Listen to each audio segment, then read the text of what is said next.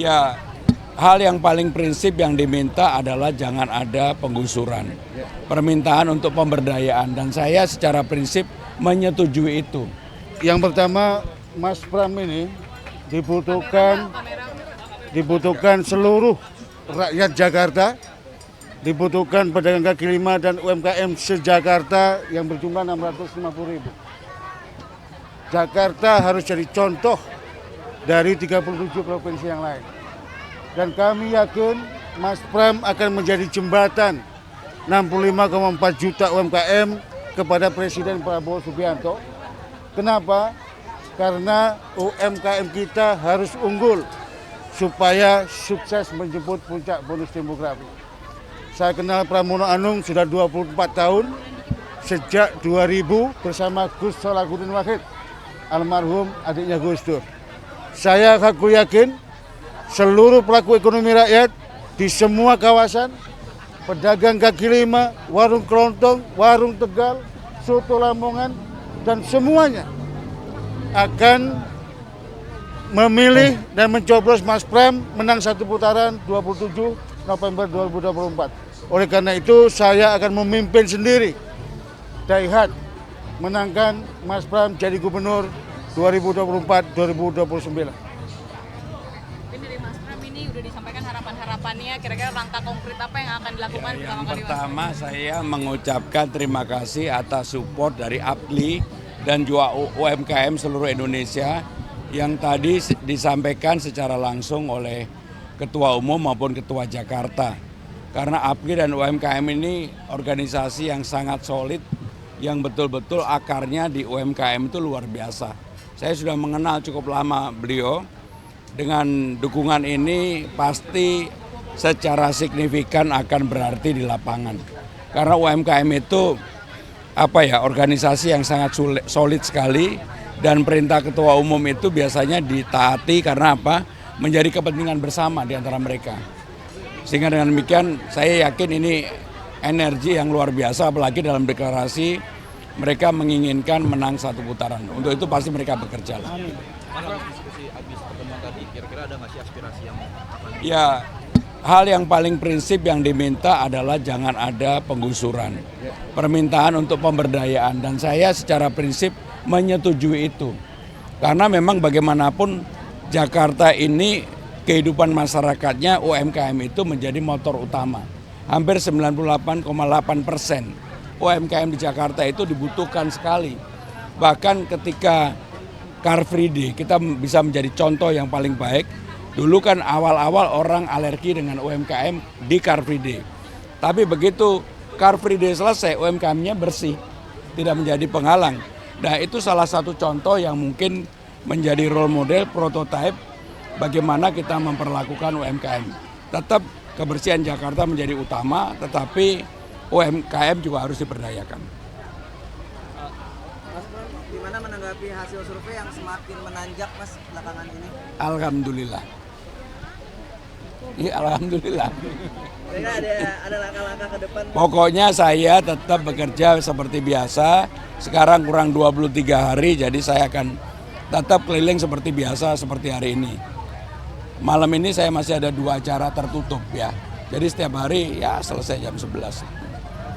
tadi kan ada permintaan untuk tidak menggusur PKL. Dari Mas Pram sendiri apakah punya rencana program untuk menyediakan satu lokasi khusus yang diperuntukkan? Jadi tadi ada permintaan dari UMKM dan APLI untuk kawasan ekonomi khusus berbasis PKL. Saya akan memikirkan mencari ruang untuk itu. Kalau saya jawab sekarang saya pasti ngarang, lihat lokasi aja belum. Tapi semangat itu saya sama dengan Ketua Umum APLI. Ya, makasih ya, makasih. UMKM se-Indonesia, Bapak Baji Barong, Ketua APLI dan saudara sekalian. Penggusuran, pemberdayaan, penggusuran, pemberdayaan. Bapak Ibu saudara-saudara sekalian, memilih dari dulu nggak pernah salah, mudah-mudahan milih saya juga. Sebenarnya suara saya udah habis dari pagi. Setiap hari saya keliling 10 titik sampai 11 titik. Hari ini 11 titik. Ada beberapa hal yang ingin saya sampaikan sebelum menjawab apa yang disampaikan oleh Pak Halim Sultan. Yang pertama, beliau betul, Pak Ali betul bahwa saya memang tidak pernah melobi, meminta, ataupun berpikir bahkan untuk menjadi gubernur Jakarta. Saya sudah 25 tahun menjadi pejabat, 25 tahun. Saya ingin istirahat. Sudah cukup, pengen ngomong cucu. Tetapi yang namanya amanah itu di luar dugaan. Saya nggak cerita lagi, tapi amanah ini akhirnya saya jalankan. Setelah saya keliling, yang terbuka, Pak Dokter, mungkin sekitar 150-an yang terbuka. Yang tertutup lebih dari 100, jadi sudah lebih dari 250. Apa yang terjadi dengan diri saya? Melihat banyak begitu persoalan yang tidak pernah saya lihat sebelumnya di Jakarta. Saya berpikir bahwa Jakarta baik-baik saja. Ternyata persoalan yang paling serius di Jakarta itu, selain PKL yang mengalami di lapangan, panas hujan tadi sesuai dengan marsnya. Terus terang waktu dengerin lagu marsnya tadi saya merinding. Saya dari keluarga yang sangat sederhana, 7 bersaudara, bapak saya guru. Alhamdulillah anak-anaknya bisa sekolah dengan baik. Ketika saya melihat persoalan di bawah, persoalannya kecil-kecil tetapi menyangkut basic hidup masyarakat di bawah. Ada yang namanya Kartu Jakarta Pintar, KJP, yang dulu dapat tiba-tiba nggak dapat. Dan yang keras, Bu, ya betul, Bu. Nggak ngomong betul aja kok ragu-ragu, Bu. Yang kalau ngurus KJP-nya harus ke Muara Karang. Rawa Bunga. Oh, Muara Karang, Rawa Bunga. Udah pagi-pagi ngantri panjang di Rawa Bunga. Ada yang datang bahkan jam 4 pagi sudah datang. Dan di pingpong tidak dilayani, Pak. Tidak dilayani, di pingpong kanan kiri kanan kiri kanan kiri. Akhirnya yang ngurus menyerah, pulang, datanya hilang, dipakai orang lain. Maka yang seperti ini sebagai contoh yang harus dirombak total di Jakarta. Kalau saya jadi gubernur, nggak boleh lagi hanya selesai di Rawabunga. Semuanya harus selesai di kecamatannya masing-masing. Di kecamatannya masing-masing. Sekaligus menjawab pertanyaan Dr. Ali tadi mengenai Kartu Jakarta Mahasiswa Unggul. Sebenarnya sudah ada, sampai dikontrak untuk sampai dengan mahasiswa S1.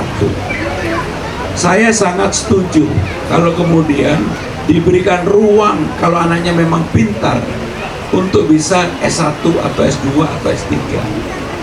Untuk apa? Memotong garis kemiskinan. Saya ini salah satu contoh. Bahkan saya berpikir anak-anak yang menerima KJP di mana-mana saya selalu tanya, apakah kamu sudah pernah pergi ke Taman Mini Indonesia itu? Belum.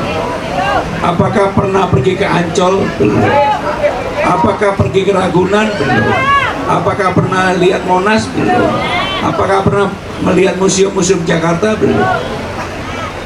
Kenapa ini saya tanyakan? Saya ketika kelas 2 SD diajak oleh ayah saya pertama kali datang ke Jakarta lihat Monas. Waktu itu saya langsung berpikir, suatu hari saya harus bisa kembali ke Monas sendiri untuk lihat Monas. Ini inspirasi anak kecil. Demikian juga saya yakin anak-anak Bapak Ibu Saudara-saudara sekalian kalau lihat Taman Mini, betapa budaya bangsa sekarang ini tertata sangat baik di Taman Mini. Di Ancol, ruang permainannya yang banyak. Di Ragunan, demikian juga di Monas. Sekarang bahkan bisa lihat sampai di atas. Museum-museum Jakarta dan sebagainya. Untuk apa? Untuk membuka wawasan dan keinginan anak-anak saudara-saudara sekalian untuk maju. Untuk maju. Sehingga dengan demikian maka untuk pendidikan anak dan juga kesehatan anak saya akan nomor 1 kan Bahkan kalau Pak Prabowo punya program makan siang gratis bergizi, saya akan punya program sarapan pagi gratis bergizi. Apakah dananya ada? Ada. Anggaran pendapatan daerah di Jakarta ini sudah 91 triliun. Padahal untuk kebutuhan sarapan pagi gratis hanya kecil untuk Jakarta. Nasi uduk apapun.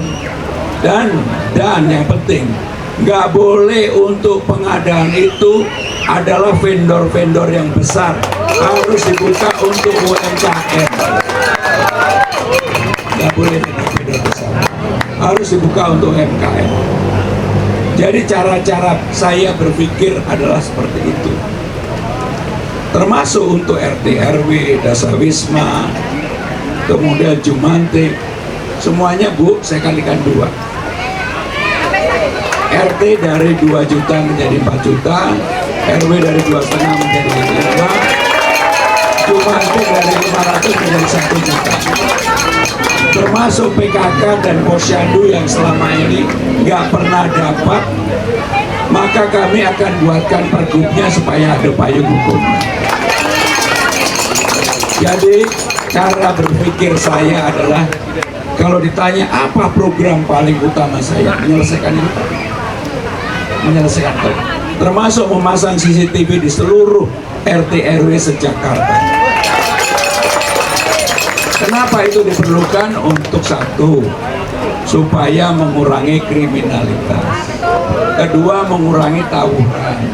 Ketiga, mengurangi pencurian. Yang keempat yang saya khawatir adalah narkoba. Itulah yang diadakan, tapi ada yang kelima. Kalau bapak-bapak lirik sama ibu yang bukan istrinya ketahuan. Karena diawasin sama-sama oleh CCTV. Bapak Ibu saudara-saudara sekalian, yang berikutnya saya ingin menjawab apa yang disampaikan oleh Pak Dr. Ali Mansur. Saya dengan yel-yel tadi di awal, penggusuran no, pemberdayaan yes, saya bagian dari komitmen itu. Karena udah dianggap sebagai dewan kehormatan. Kalau nggak belani UMKM ke Banten. Dulu kalau saya cerita pasti nggak percaya.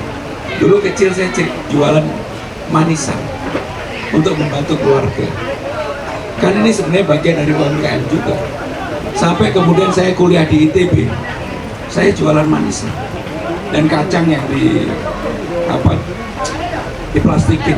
Karena kami sederhana dan saya tidak malu untuk itu. Tetapi karena kerja keras, sungguh-sungguh, dan saya juga bukan untuk mengatakan bahwa saya sukses, bukan. Tapi mudah-mudahan ini menjadi inspirasi dari banyak anak-anak kecil di Jakarta. Dan saya udah lihat persoalannya. Di sana saya juga mengatakan yang sama pada Dr. Ali. Kalau saya jadi gubernur, maka ini tidak digusur, tapi ada tapinya. Jangan kemudian daerah itu berkembang menjadi daerah umum, termasuk di Cengkareng, di Cideng juga ada yang seperti itu. Jadi pengalaman saya melihat di lapangan akhirnya membuat saya dalam menangani persoalan-persoalan yang seperti ini, pasti saya akan lebih berpihak kepada UMKM. Termasuk waktu saya pergi ke pasar muncul yang tidak dibangun-bangun lebih dari 9 tahun. Karena apa? Karena yang membangun pada waktu itu diindikasikan ada temuan masalah hukum. Kalau saya begitu jadi gubernur akan saya selesaikan. Kenapa? Saya nyuri aja enggak, ngentet aja juga enggak, dan itu harus diselesaikan. Kalau enggak, kasihan para pedagangnya, sangat kasihan para pedagang di sana.